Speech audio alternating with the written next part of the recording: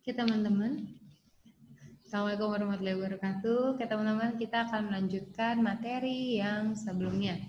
Kan sebelumnya kita sudah belajar tentang darah, kali ini kita akan belajar tentang pembuluh darah, di mana pembuluh darah itu terdiri dari arteri, vena, dan kapiler. Oke, kita mulai dari pembuluh darah dulu. Mau tahu fun fact tentang pembuluh darah? Kita lihat dulu apa sih fun fact-nya.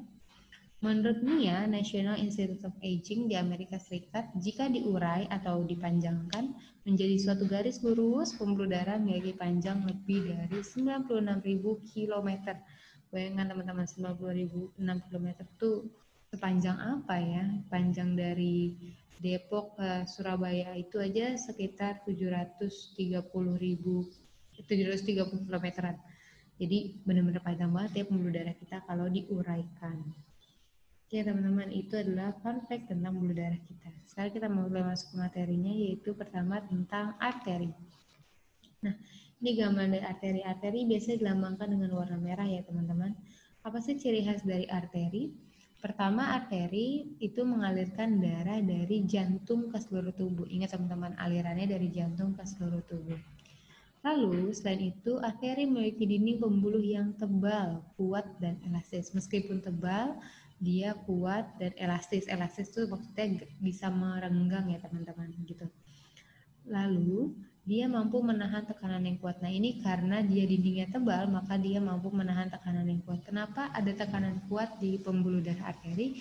Karena pembuluh darah arteri ini adalah pembuluh darah yang berasal dari jantung. Sedangkan yang menekan darah itu kan jantung ya teman-teman.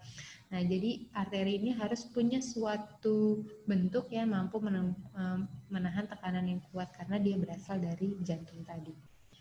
Berikutnya, banyak mengandung oksigen. Ingat, arteri itu banyak mengandung oksigen atau kaya oksigen. Kecuali arteri pulmonalis, yaitu arteri yang menuju ke paru-paru. Berikutnya, arteri terbesar di tubuh kita disebut dengan aorta. Oke, teman-teman tahu nggak sih apa nama lain dari arteri? Arteri memiliki nama lain yaitu pembuluh nadi ya teman-teman. Nah, jadi nama lain dari arteri adalah pembuluh nadi. Berikutnya, masih ada lagi ciri-ciri yang lain teman-teman. Hanya memiliki satu katup di dekat jantung, yaitu di aorta. Aorta itu adalah arteri yang paling dekat dengan jantung. Jadi katupnya cuma satu, yaitu di aorta. Berikutnya, terletak jauh dari permukaan tubuh. Maksudnya yang nampak di permukaan kulit kalian tuh kalau kelihatan pembuluh darahnya itu bukan arteri teman-teman. Karena biasanya arteri itu tertutup oleh daging atau lemak seperti itu ya teman-teman. Nah berikutnya, denyutnya itu terasa. Nah coba sekarang cek teman-teman di leher, di paha bagian kanan, atau di pergelangan tangan teman-teman. Jika di situ ada denyutnya, maka itu adalah denyut dari arteri. Berikutnya, jika terpotong, darah yang keluar akan memancar dengan deras. Nah, karena tadi alirannya kencang, jadi kalau nggak sengaja terpotong, ada kucuran darahnya itu sangat deras. Ini sangat berbahaya teman-teman, karena akan mengakibatkan teman-teman kehilangan darah dan bisa berakibat fatal yaitu kematian. That's why kenapa Allah meletakkan arteri itu di dalam permukaan tubuh biar tidak mudah terpotong. Kebayang kalau naruhnya di permukaan tubuh, tidak sengaja tersayat sedikit, tiba-tiba darahnya bercucuran dengan hebatnya, kayak gitu. Oke, berikutnya kita masuk ke temannya arteri yaitu vena. Vena punya nama lain pembuluh balik. Kenapa namanya pembuluh balik? Ini ada berhubungan dengan ciri khasnya dia yaitu membalikan atau mengalirkan kembali darah dari tubuh ke jantung. Jadi dikembalikan ke jantung. Jadi itulah kenapa vena namanya pembuluh darah balik. Nah, ciri khas berikutnya adalah dindingnya tipis. Kebalikan dari arteri ya, dindingnya tebal, kalau vena tipis. Nah, kebalikan dari arteri juga, kalau arteri punya satu katup, kalau vena punya banyak katup yang berfungsi mencegah darah balik. Nah, vena ini ada yang berasal dari kaki teman-teman menuju ke jantung. Teman-teman kebayang nggak gimana ngalirinnya darah dari kaki ke jantung? Kan melawan gravitasi ya teman-teman, karena melawan gravitasi berarti ada kemungkinan darah itu kembali ke bawah kan ya. Nah untuk mencegah darah kembali ke bawah, jadi ada katup nih teman-teman. Katup itu fungsinya ketika darah itu terdorong ke atas, katup itu menutup sehingga darah itu tidak bisa kembali ke bawah. Begitu seterusnya sehingga akhirnya darah bisa nyampai ke jantung teman-teman lagi. Itu fungsi katupnya. Nah, berikutnya adalah banyak mengandung karbon dioksida kecuali vena pulmonalis, yaitu vena yang berasal dari paru-paru. Nah, vena terbesar tubuh kita itu disebut vena cava. Vena cava sendiri terbagi jadi dua, vena cava bagian atas, superior nama lainnya, dan vena cava bagian bawah, inferior namanya. Ada lagi Kak informasinya? Ternyata masih ada lagi nih teman-teman. Informasi berikutnya adalah denyutnya tidak terasa. Beda sama arteri terasa karena alirannya lambat atau alirannya pelan, vena itu tidak terasa denyutnya. Terletak dekat dari permukaan tubuh. Nah, teman-teman sekarang coba lihat yang ada di punggung tangan teman-teman. Kalau di situ ada atau permukaan tubuh teman-teman yang lain, kalau di situ ada kelihatan warna biru-biru gitu kan ya, garis-garis. Nah, itu menunjukkan bahwa itu adalah pembuluh darah vena teman-teman. Lalu jika terpotong darahnya menetes tidak memancar, beda sama arteri yang kalau terpotong bisa memancar darahnya. Nah, vena ini hanya menetes karena alirannya tadi lambat ya teman-teman. Ya, itu adalah ciri khas dari vena. Sekarang kita masuk ke pembuluh darah yang terakhir yaitu kapiler. Nah, teman-teman di sini kalau dilambangkan, kapiler itu arteri itu biasa warna merah ya. Vena itu warna biru. Kapiler itu ada di tengah-tengahnya, yang di antara vena dan kapiler. Nah, apa sih ciri khas dari kapiler? Pertama, dinding selnya hanya terdiri atas selapis sel, teman-teman. Selapis sel, jadi hal ini nanti berkaitan dengan fungsinya yang lain. Nah, menghubungkan arteri dan vena, jelas ya teman-teman. Jadi kapiler itu ada di antara arteri dan vena. Nah, iya teman-teman, hubungan dinding selnya hanya selapis sel. Karena kapiler itu berfungsi sebagai tempat pertukaran oksigen dan karbon dioksida. Jadi karena dia hanya terdiri dari selapis sel, hal itu memudahkan oksigen dan karbon dioksida itu bertukar. Jadi ketika butuhnya oksigen gitu, oksigennya itu dilepaskan ke jaringan, lalu karbon dioksidanya itu diambil oleh darah, lalu dibawa kembali lagi ke jantung. Begitu seterusnya teman-teman. Jadi dinding sel yang tipis itu berfungsi sebagai untuk mempermudah pertukaran oksigen dan karbon dioksida. Kayak gitu. Nah, kita sudah sampai kapiler. Hubungan berikutnya adalah kita akan belajar tentang peredaran darah. Peredaran darah di tubuh kita ada dua teman-teman. Ada peredaran darah kecil, ada peredaran darah besar. Kita akan belajar yang mana dulu nih?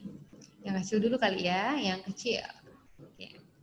Ingat teman-teman, yang kecil itu bermula dari bilik kanannya jantung, lalu melalui arteri pulmonalis, ke paru-paru, melalui vena pulmonalis, dan kembali ke jantung bagian serambi kiri. Teman-teman biar gampang ingatnya, nih kalau peredaran darah kecil itu ingatnya adalah basi. Apa tuh basi? Bermula dari bilik kanan, berakhir di serambi kiri. Kayak gitu ya teman-teman, jadi gampang ingatnya. Nah, kayak gimana sih alirannya? Ayo kita lihat ya teman-teman, alirannya adalah seperti ini.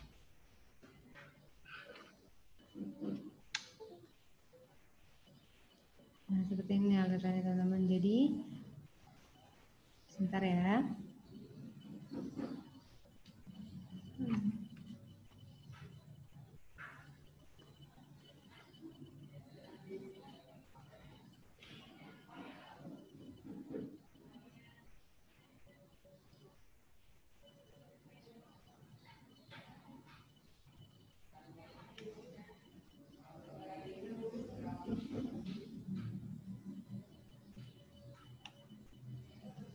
Jadi kayak gini teman-teman. Nah, ini perlu dipahami ya. Jadi di sini ada jantung, lalu ada pembuluh darah dan ada paru-paru. Yang ini ya bentuknya kayak sayap di kanan kiri, ini adalah paru-paru. Jadi ini adalah paru-paru, ini paru-paru dan ini jantung. Nah, jantung yang perlu teman-teman perhatikan adalah bilik kanan yang ditunjuk nih, bilik kanan, dan serambi kiri yang sebelah sini. Yang dua ini kita abaikan saja. Pertama, darah itu akan melalui dari bilik kanan akan keluar melalui arteri pulmonalis. Ya, dilihat lagi dari bilik kanan, dia akan masuk arteri pulmonalis, lalu ke paru-paru. Di paru-paru itu akan terjadi pertukaran karbon dioksida dan oksigen. Lalu setelah itu darah dikembalikan lagi dari paru-paru melalui vena pulmonalis masuk ke serambi kirinya jantung yang sebelah yang atas ini. Kayak gitu. Ini adalah peredaran darah kecil. Ingat ya teman-teman, basi. Oke, berikutnya peredaran darah besar. Nah, kalau peredaran darah kecil tadi kita ingatnya basi, kalau peredaran darah besar kita mengingatnya bisa. Bilik kiri melalui aorta, lalu seluruh tubuh, kan besar ya, jadi harus ke seluruh tubuh, lalu balik lagi melalui vena cava dan berakhir di serambi kanan. Oke, ini kita lihat alirannya ya. Pertama, dari bilik kiri nih teman-teman akan melalui aorta nih warna merah ini. Lalu aorta itu kan bercabang ya menjadi arteri. Nah, arteri itu akan mengalir ke seluruh tubuh. Yang perlu diingat adalah aliran ini mengandung banyak oksigen, gitu teman-teman. Lalu bagaimana dengan kembalinya? Nah, setelah darah itu beredar ke seluruh tubuh kita, maka darah itu akan kembali melalui vena cava. Ini vena cava bagian atas, bagian tubuh atas kita, vena cava superior, dan ini vena cava inferior bagian tubuh bawah kita.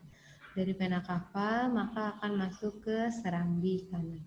Nah, kebalikan dari aliran sebelumnya yang banyak oksigen, aliran ini mengandung banyak karbon dioksida. Oke teman-teman, sekianlah pelajaran tentang pembuluh darah dan peredaran darahnya. Semoga teman-teman bisa memahami. Saran saya bandingkan atau buat tabel untuk membandingkan perbedaan antara arteri dan vena juga kapiler. Lalu buatlah diagram, teman-teman buat diagram sendiri untuk membandingkan peredaran darah basi, yaitu peredaran darah kecil, dan peredaran darah bisa, yaitu peredaran darah besar. Oke, sampai bertemu di materi berikutnya. Wassalamualaikum warahmatullahi wabarakatuh.